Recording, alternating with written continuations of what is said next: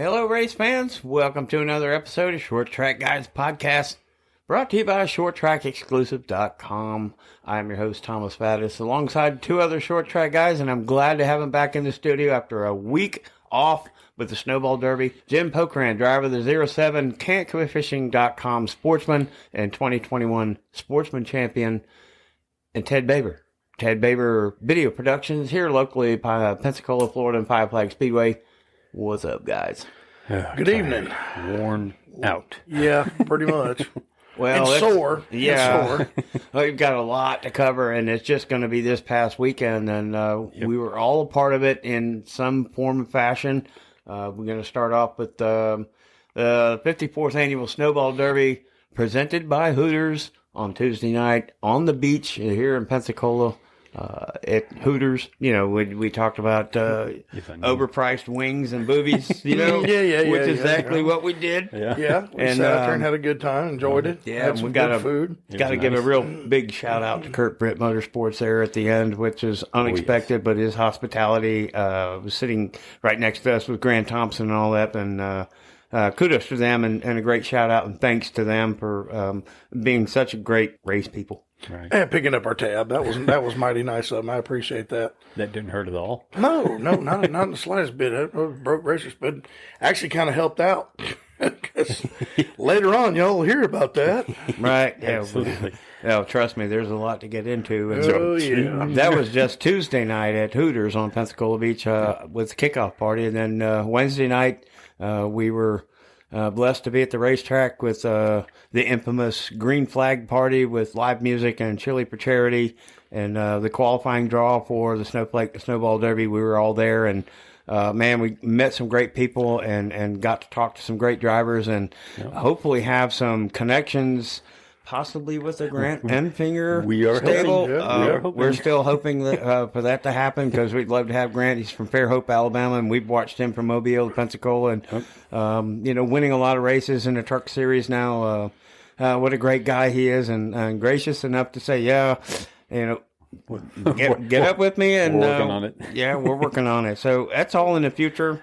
That was Wednesday night, and then Thursday night we got into officially racing at the racetrack with the Pro Trucks, the Sportsman, and the Pure Stocks. And we're going to start really, before we get into the Sportsman, we're going to get into that Pro Track race. There was an exciting race, but there was a little bit too much excitement. Yeah, a little bit too much excitement. Yeah, I was fixing to say, I was strapped in my car when that happened, and that was right there next to where I was sitting. That was scary. Very scary. I mean, I've never seen a truck get that far off the ground, and just got to beating and banging with Stephen Davis, and then got turned sideways and got up in the air, and then the 96 truck of John Howell went underneath it, and that kid hit the wall roof first, and thank goodness it didn't hit on the driver's side, because I'll be honest with you, I think we would be talking about a different situation had it done that. Yep. I mean, when the truck was upside down, the seat was touching the racetrack. The kid's helmet had skid marks on it. So talking about road rash. Yeah. Oh man. But to see him get out, and that's what my crew, I was strapped in my car, and I got out, and then they were like, oh man, he got out and walked away, walked to the ambulance. He got a hurt back, but he'll heal up and be back racing. A lot more flexible than a lot of us. Oh, dude, I don't even want to think about being in a wreck like that. And when I was in, it was bad enough. No, it was. But that was, I mean, it was a good race. They had a good race going on. It's a shame. Yeah.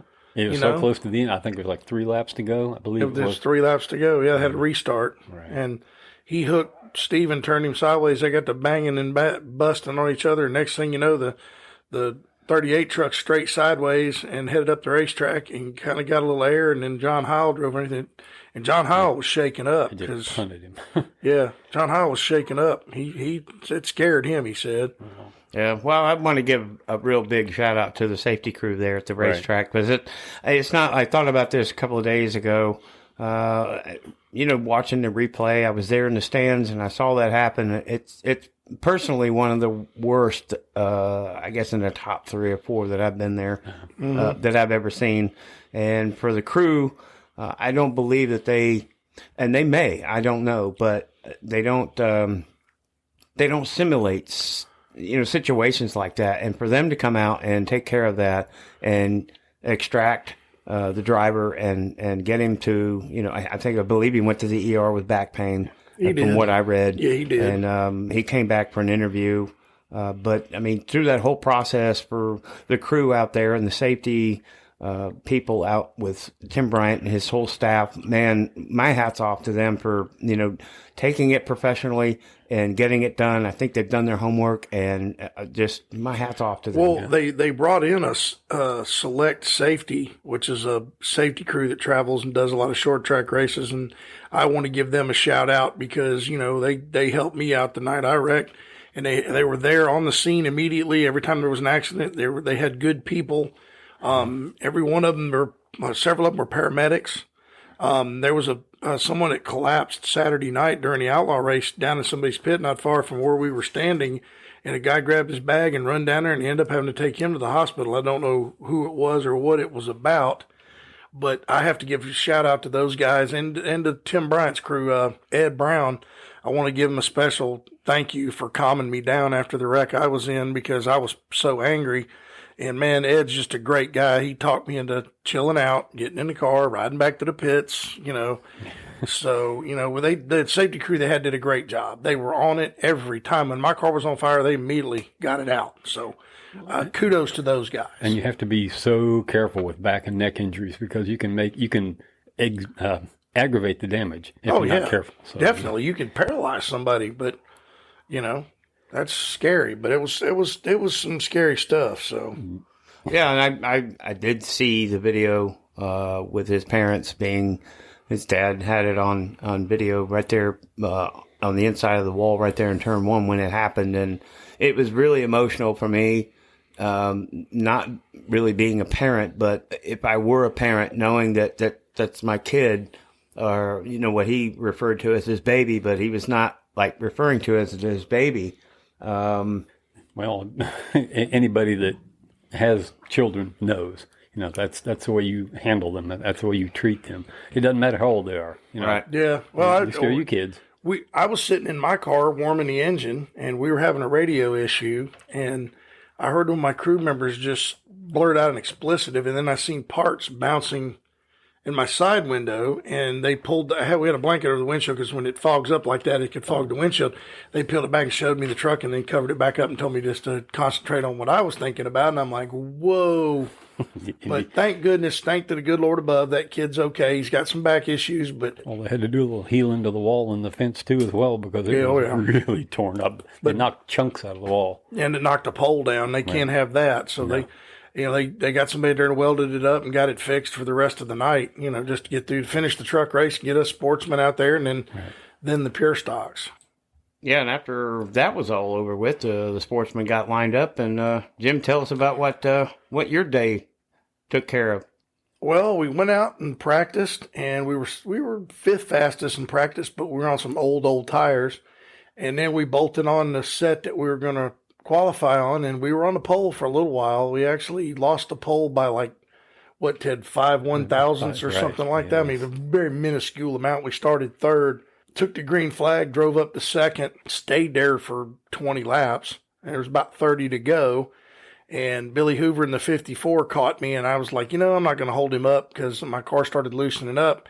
He gets underneath me. Well, then here comes Hunter Lambert, and we come up off the corner, and I don't know what he did. I've been blamed for this, and if you've seen the video, you know exactly what I'm talking about. He just turned right like I wasn't even there and stuffed both of us in the fence. And now my car is toast. It broke the transmission, broke the drive shaft. It's messed up the clutch. Pretty hard hit for me. I immediately shut the motor off and the car caught on fire, so I bailed out. And I said a few choice words and threw a door down the racetrack. I wasn't very happy with what happened. But like I said, y'all watch the video and you tell me.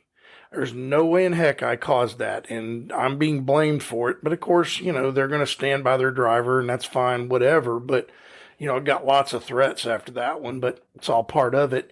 The car's junk. We're going to have to build a new one. So we're starting now, cutting it up and starting over. But I want to congratulate Brandon Fowler on a well-deserved victory. Billy Hoover runs second, and Dylan Spreen. Dylan Spreen from Texas. Yep. As a matter of fact, they owe me a wheel because they borrowed one of my rims. They didn't have enough rims, so they borrowed one of mine. Shane Turner, if you're listening, you owe me I need my wheel, buddy. Anytime you want to bring back. And if you don't want to bring that one back, you can bring me a 15 by 8 inch because that's what we're going to next year. But a few other select parts too. Yeah, if y'all got anything spare laying around over there, you want to hand over like a spindle or need everything we can get. Right? Yeah, sure. I mean, the car's killed. It's just going to be a lot of work to fix it. But we'll be back next year. It's frustrating. The day after it happens, I'm sore. My neck hurts. And I walk out and look at the car. It's worse than I thought it was. We got it unloaded and we're starting to cut it up, and it's just terrible. But and in-car was also pretty interesting too, as well. I can promise you. And it laid over. It's a hard camera. Even though I tightened the screws as much as I possibly could, still went gangsta lean on me. Oh, I'm sure. I mean, that was the hardest hit I've ever had. I've never folded one up like that. I mean, we come off the corner, I look over, he's there. I'm like, it's all cool. And just all of a sudden, here he comes. And I'm like, what are you? Blam. Next thing I know, we're hitting the fence. So congratulations, Brandon Fowler. We're the track champs. We're coming back next year. We're going to defend our track championship, and we'll go from there. So is next year your last year, or are you going? It's going to be my last full season. What I plan to do is run some other racetracks in 2023. That's my goal, is to go run Nashville with the CRA series. Maybe go somewhere like Winchester. I don't know. I'd love to run a high banked fast track like that. So it's just going to be fun. We'll run Five Flags every once in a while, and next year's going to be my last full season at one racetrack. I'll just put it that way. Right. What kind of a tribute to your car giving up so early like that with 20 into it and then 30 to go? You started the car seemed like it started falling off a little bit. It loosened up some, and not only that, but I was hitting my marks, doing fine. We caught some lapped cars, and then, when you go to lap somebody who doesn't know, there's one guy out there that was from dirt, and he didn't understand, stay on the bottom. He run me up the racetrack in the middle of 3 and 4, and it took me a lap to get around him, and I got out of my rhythm. And then when I started getting back in my rhythm, the car loosened up some. I got up in the marbles, too. It's the combination of things. I should have tightened it up a little bit more, but I didn't want to tighten it up too much because late in the race, loose is fast on the edge of control. If you listen to Harry Hogg, Days of Thunder, he says it and it works. So we'll be back next year. Like I said, I got to thank, this year I got to thank Martin Beck, my crew chief, for helping out. Ted Baber, thank you. Will Hay and all his hard work. Man, he's been one of my crew forever. Frank Utzi, my spotter. Dude, without Frank's been around me since 97, so we've been friends a long, long time. Emerald Coast Remodeling and Trim, can'tquitfishing.com. A new sponsor for the Derby, and is going to come on board next year, is Rich Bonneberger and All Pools. If you need your pool relined or some work done on your swimming pool, give this man a call. He's the man. Of course, I got to thank Martin Beck's daughter for making all the decals. Her and Sammy and her boyfriend for making all the decals. Pardon me, I don't remember his name. But they made the decals for me for the car, and the car looked good, and we rolled out on the track, and I appreciate it. Linda, thank you for the podcast decals and the All Pools decals she made for me. I really appreciate her doing that for me. And we'll be back next year. I mean, it's all about putting it on the trailer. And I got to thank my buddies from Louisiana, Jackie, Mark, but they come from Louisiana and they helped me. Mark couldn't be there. He had some health issues. That's what Jackie told me. And I want to thank them so much for their help. They got me, they paid my entry fee and bought me some tires. And man, it's so cool having some people from out of state coming in helping you. Jeff Strong this year, he helped me out some, bought me some tires, and he's also working on a sponsor for our car. Maybe a boiler company that he knows might come on board. That would be some nice money. Cool. So we're working on some new stuff, man, but we'll get it done. And just thank you to everybody, the fans, the crew at Five Flag Speedway. Thank you all for what you did. You helped me out. Ed Brown, thank you for calming me down, dude. I realize how much of a hothead and a jackass I can be sometimes. No. Thank you so much for your help. And, hey, we're going to come back next year and we're going to whoop on them even harder. So that's enough of me. Well, that sounds good. I mean, we look forward to that, and we're going to continue doing this. And, you're going to be part of this Short Track Guys podcast for as long as we're allowed to do it. And we look forward to even, going into a defending championship situation and keeping up with you next year and on a weekly basis. And the next week we'll get together. Ted, it's great to have you with us again. I know we have been a week and a half without you. You've had some family issues to go and deal with, and our thoughts and prayers are still with you. And it's good to see both of you back in here. And Jim, albeit bruised up a little bit, but it's good to have both of you in here talking about short track racing. And we go through the weekend with, Friday night now with the modifieds. Wait, we forgot. Nope. We forgot Pure Stocks. Let's not go by which them. was Robert Loper. And, yes. And what was cool about him winning that race, his son was put in the hospital that day. Wow. And he was fighting to go home, and his son told him from the hospital, Dad, go race, and he won the Derby. So congratulations to that team, the 88 car. I think the 8 car finished second, but I think it was the 8 car, and man, that was a good race. And I congratulate him and his son for, his son telling his dad to go race, and if he didn't, his dad wouldn't have won a snowball derby. So Cameron that's Latham. pretty cool. Yeah, Cameron Latham. Finished second. They're teammates, so that's pretty cool. They finished 1-2, but to see that guy win when his son told him to go race from the hospital, it's pretty cool. Yeah, Jimmy Hollingsworth finished third, last one on the podium. Oh wow, he's related to James Hollingsworth. I can tell you some stories about that man. We'll do that one night. We'll talk about some old day racing back. Number 27. They used to call him the mayor of downtown Dog River. Yeah. But we'll talk about him some other time. But the Pure Stock was a good race, and like I said, I'm glad to see Roper win it with his son in the hospital, and that's he had to fight the urge to race or go home, and his son says go race, Daddy, and he wins. So that's pretty cool. Well, he's had a lot of success this year. Oh yeah, as well. Track champion. Yeah, right. By like 2 points. So pretty neat. But yeah, then Friday night comes along. We had the modifieds. Yeah. Of mayhem. Yeah, qualifying night too. Yeah, well, that pole night. The most stressful qualifying evening of all short track racing in the country. Oh yeah, as far as super late models go, and then the pro late models, with the snowflake on Saturday night. And there was a bunch of big names that went to the last chance race. Right, big names. And then Rich Bickle didn't make it, but of course they graciously gave him a spot, which I was hoping they would do for him. Yeah. Because this is his last race, and he fell out, or he ran pretty good, and then he broke. So yeah, he came in several times, and I was like, "It's getting worse." I think the motor was letting go because it sounded like it was just getting weaker and weaker. But I was listening. But you know what? Congratulations to him on a fine career. Absolutely, one of the best in the business. We're glad he chose the Snowball Derby to be his last race ever. Right, and they had a tribute to him on the front stretch. The Sunday morning. Yeah, thanks for the memories, Rich, and him. Being in his fire suit, getting up there with the driver's intro, and just a special moment. He's not done, so to speak. I mean, maybe behind the wheel, but you never know. You could have a cup champion here in the next 5 or 6 years that's been in his stable and he mentors, and some of these kids from the ARCA Midwest. Who knows what's going to happen from there? He's going to have some influence, I can promise you. Yeah, he'll be around. Yeah, I'm sure he's going away, but like I said, we're going to miss you driving because we know I've always been a Rich Bickle fan, so yeah, that's a cool deal. But the Modifieds of Mayhem Friday night. Wow. Yeah. How about that Cody Strickler taking the win over Augie Grill and Derek Griffin? He passed Augie to do it too. Right. It wasn't like he was. I mean, he got right by Augie and won the race, so that did a heck of a job. And Augie run second, which he wasn't very happy about.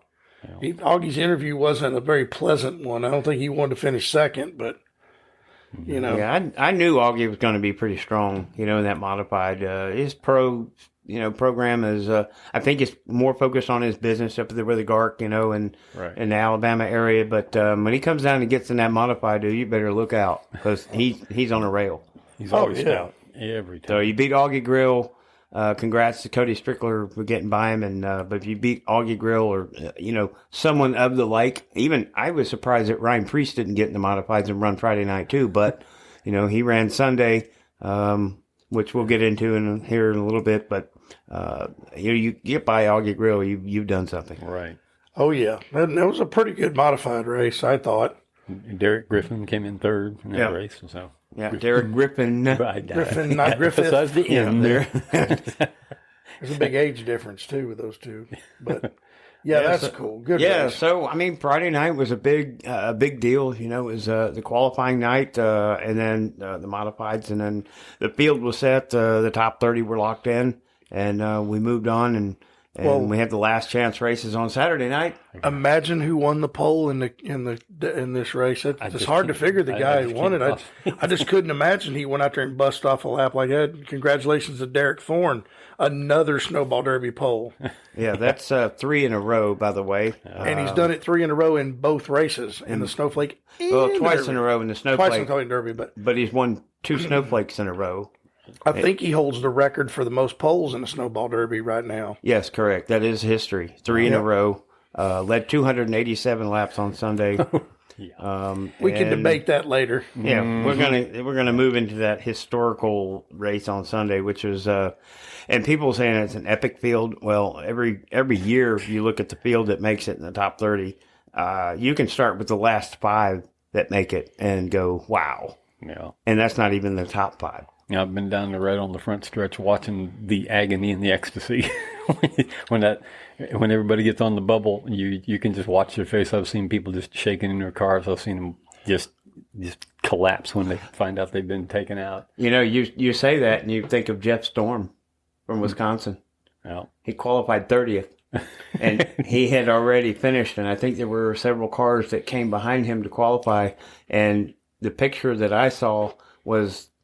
You could see in his face, it's like, please, kind of hang on, you know. And I don't think he got out of his car. No, he sat on his door. Yeah, he sat on the door and waited, and it was like a win for him. Yeah, you know, and he's got his pedigree too. Yeah, you know, it's not like we haven't talked about Jeff Storm. We don't know a whole lot about him, but he qualified 30th, made the show. And started 30th on Sunday. I think he finished 24th. Well, he picked up and they loaded it up in one piece and they went home to Wisconsin. And they were like, I can imagine what that party was like going home. Yeah, that was pretty cool. Yeah. Look forward to seeing him back next year because he's just got a little taste of maybe we can improve and, we inside the top 15 and maybe go after, a win next year. So and he's an older guy too. No. He's not one of these 14, 15, 16-year-old guys who've got rides for Toyota and blah, blah, blah. Yeah. Jeff Storm, Yep. Congratulations, the last one to make it on time. Yes, sir. Yes, sir. And then on to the last chance races, which are always interesting. Oh, my goodness. To say the least. Because I'm going to tell you something. If I'm running along in 4th place and I need to finish 3rd, I'm going to put a bumper. Yeah. I will do what I have to do to get in the show, so... we didn't see very much of that. It was pretty much clean racing. They just raced each other hard to get in. Well, I think it set another historical record in the books of being the fastest snowball derby in history at 2 hours and 2 minutes. Right. Yep. And so there were very little cautions. And so with that kind of field that comes down for this race and has as prestigious as it is, and to go 2 hours and 2 minutes and have a green flag and a winner, yet post-race inspection came a lot longer than the race actually. It started earlier than it usually does, too. Well, that's true. It started at 1 o'clock as opposed to like 2 o'clock, but 2 hours and 2 minutes, and then tech inspection was 2.5 hours to determine the winner because there were some situations back in tech with Ricky Brooks and, Wilson Motorsports and I guess the engine builders and probation and whatever. You can read about those articles, but... Chandler Smith actually was declared the winner. Right.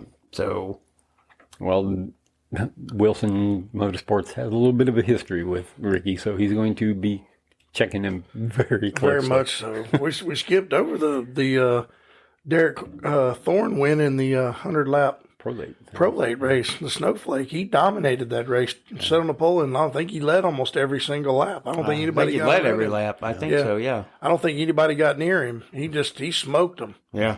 So that was another good race that was of the weekend, and it's good to see him tow over here and finally get some of his just desserts. Because dude, man, he's tore up equipment, set on a pole and blown up. Last year, I think he led a ton of laps in the 100-lapper last year, and then broke late in the race. I noticed during the Derby that he was running a little bit off the bottom most of the race. I don't know if that was viewed as an opportunity or not. He may have just been saving his gear. Just trying to keep it. He had the car to beat. You lead that many laps in both.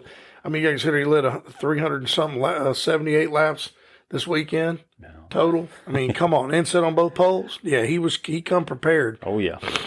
It's amazing. Him and Jesse Love and Jeremy Dawson all come from California. It's a long haul over here, and I think Derek Thorne has really figured this place out. I mean, it was hands down to me that a year ago when I met him at my place of work and got his autograph, and I knew who he was, and he sat on the pole and won the Snowflake, and then got into a little side-by-side thing with Ty Majeski there late in the race last year and finished second, which they call the bridesmaid, and then he has the same situation this year, sat on the pole and had 287 laps, and it was kind of a situation there coming to the end. There was a mild bit of difference between the 2 years because Majeski pulled off an absolutely classic massaging you out of the way.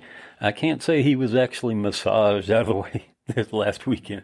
No, I think Chandler Smith kind of did him dirty. And, I mean, you want to win the Derby, and I get it, because if I was in the same situation, I'd probably do the same thing. But, I felt Derek Thorne was done wrong, but all the bad luck that Chandler Smith has had this year, how many races that he's dominated, like at Nashville or at Winchester and places like he dominated and then broke. Right.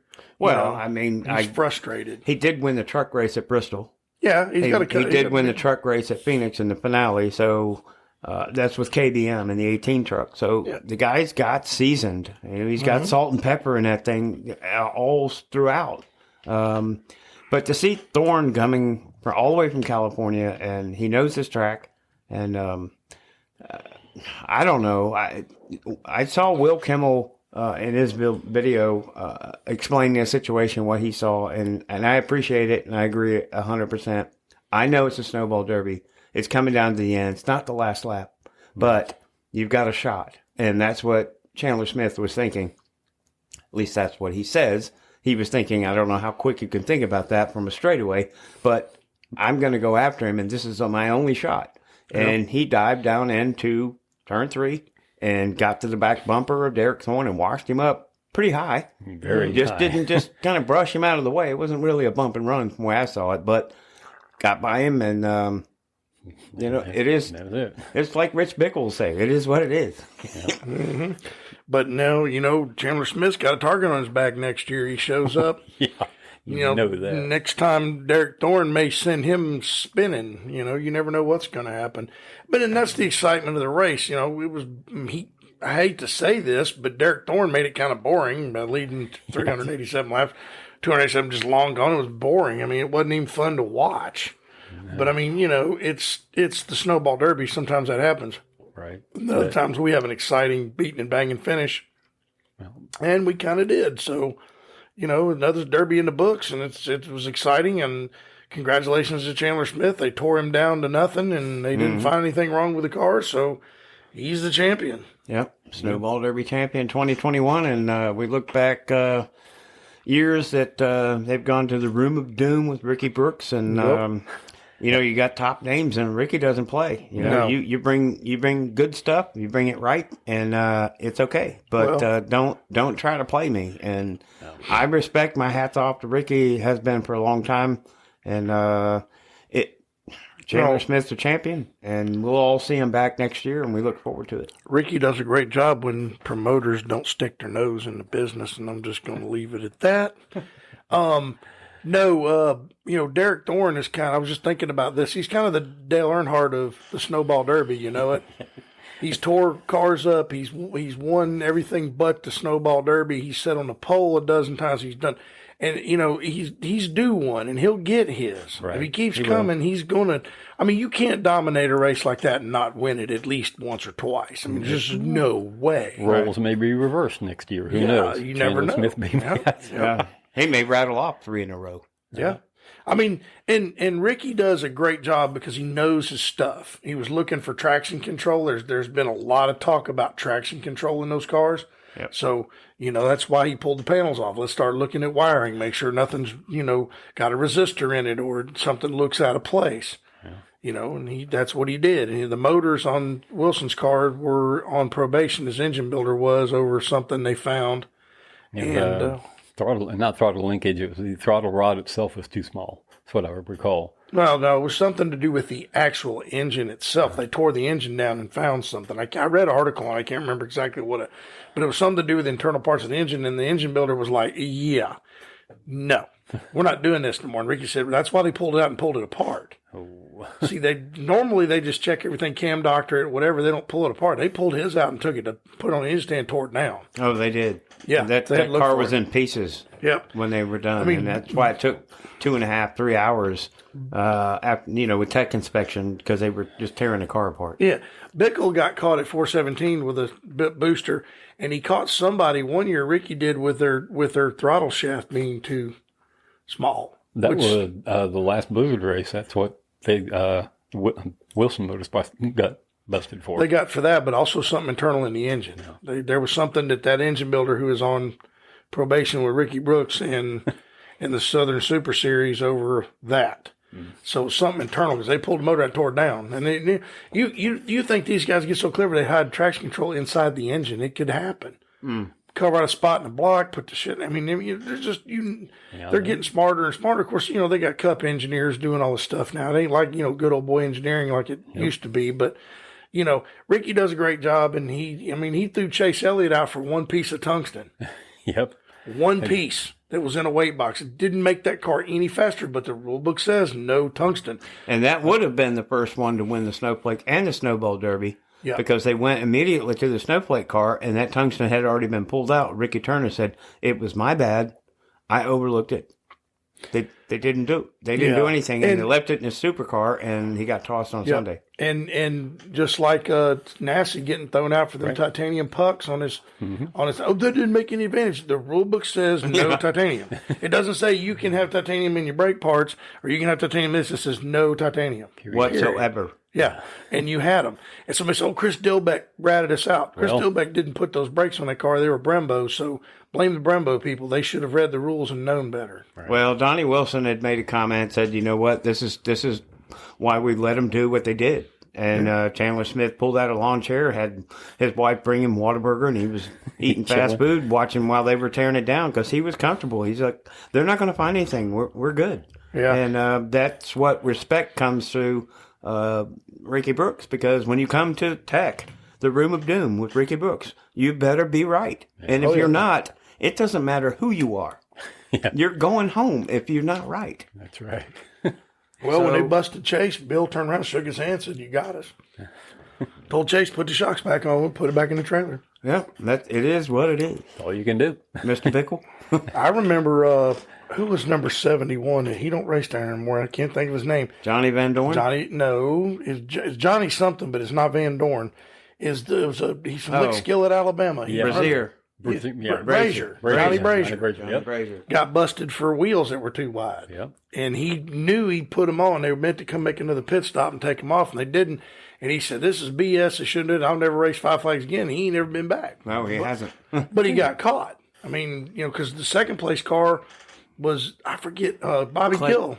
Bobby Gill. He got caught too. Clay Rogers. Bobby Gill got caught too. Yeah. And Gill went, we meant to take him off. We forgot. That's our bad. Well, I think that was the year that they had like a 65-lap green flag run to the end, and they expected to get a caution and change the tires out, and they didn't. Yep. So they're like, uh-oh.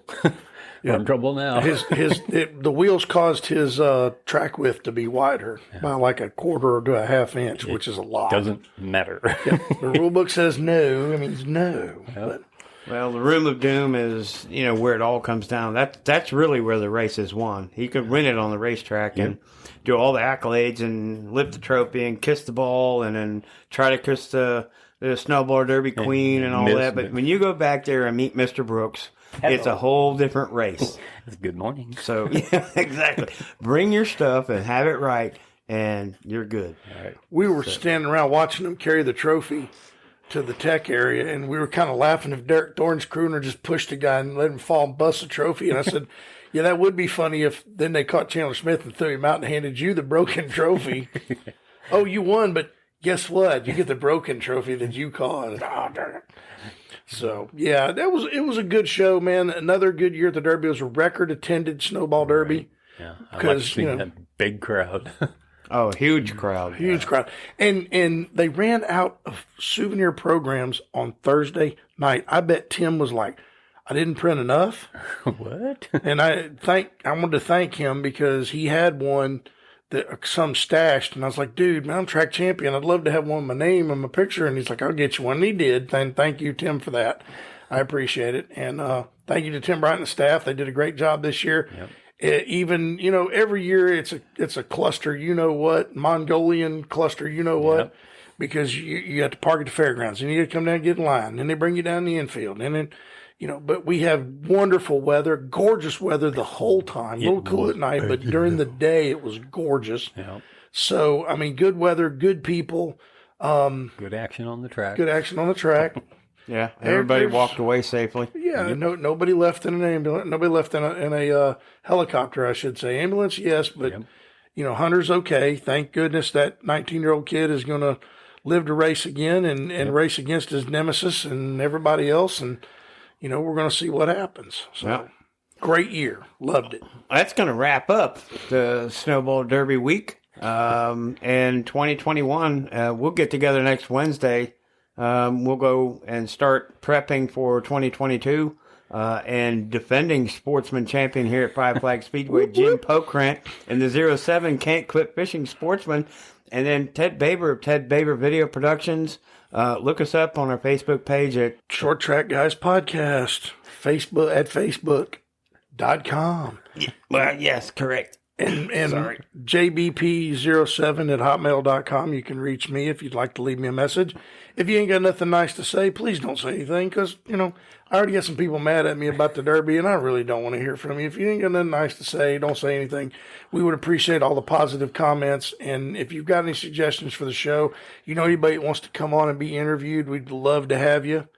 Doesn't matter who it is. Let us know. Yep. And Ted Baber. Ted_Baber at yahoo.com. That's it. All your video productions, your, whatever you got going on, let him know. Give us a comment, good or bad. We like to, because your interaction is our motivation, and we appreciate your support. Guys, it's always a pleasure to get together with you, and we can't wait to get together with you next Wednesday and start off the end of the year, but a beginning of a new season for 2022. So thank you guys for being a part of it. And I appreciate your support, and it means the world to me. And we'll just keep continuing forward to build this stronger and stronger. Let's do it. Let's go, Brandon. Good night, everybody. Thanks for listening.